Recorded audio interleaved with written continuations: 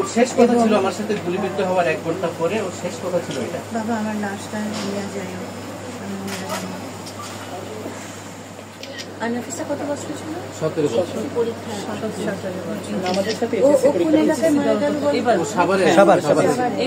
সাভারে ও রাস্তায় নেমে গেছিল নাকি বাসায়? না, আন্দোলনে ছিল। ওর সম্পর্কে যদি ছোট করে একটু বলতেন ওর জীবন। ওর সম্পর্কে বলতে ও এখান থেকে ও পরীক্ষা চলা অবস্থায়, এইচএস এর পরীক্ষা চলা অবস্থায় কিন্তু পরীক্ষা শেষ করে ও আন্দোলনে চলে যেত। কি বলে গেছিল আন্দোলনে যাওয়ার? না, এই উত্তরা যখন আন্দোলনে যায় তখন আমাকে বলে নাই। আমি যখন 27 তারিখ এটা জানতে পারি তখন আমি তাকে এখান থেকে সাভারে পাঠাই দিই নিরাপত্তার জন্য, যে ও যাতে আন্দোলনে যাইতে না পারে। আমি যেহেতু একটা চায়ের দোকানদারি করি, আমি দোকানে থেকে সারা দিই, তো সেক্ষেত্রে আমি ওরে টেক কেয়ার করতে পারি না, তো ওই জন্য আমি ওরে নানির বাড়িতে পাঠাই দিই।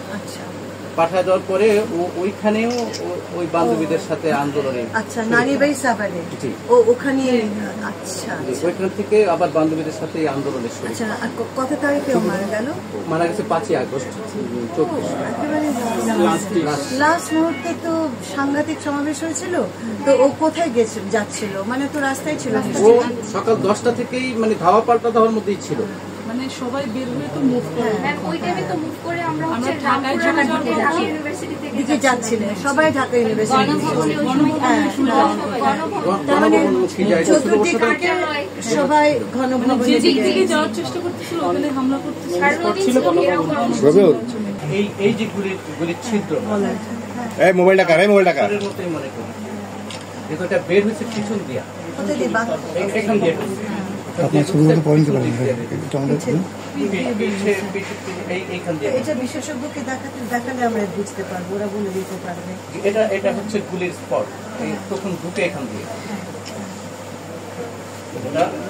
এই বনফায়ার দিয়ে এখান দিয়ে ঢুকছে, পিছনের এই যে পরীক্ষা চলতেছিল,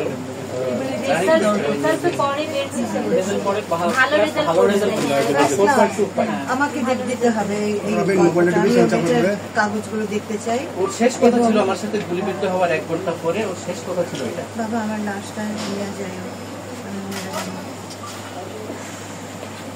ও যে মরে যাবে কি করে বুঝলো? ও তো বুঝতেই পারতেছে যে আসলে অনেক ব্লিডিং হচ্ছিল। মানে ওর তো তখন সেলস তার মানে ও wounded অবস্থায় হাসপাতালে নেওয়া হয়েছিল। হাসপাতালে নেওয়ার পরে এটা ওর রেজাল্ট, অ্যাডমিট কার্ড।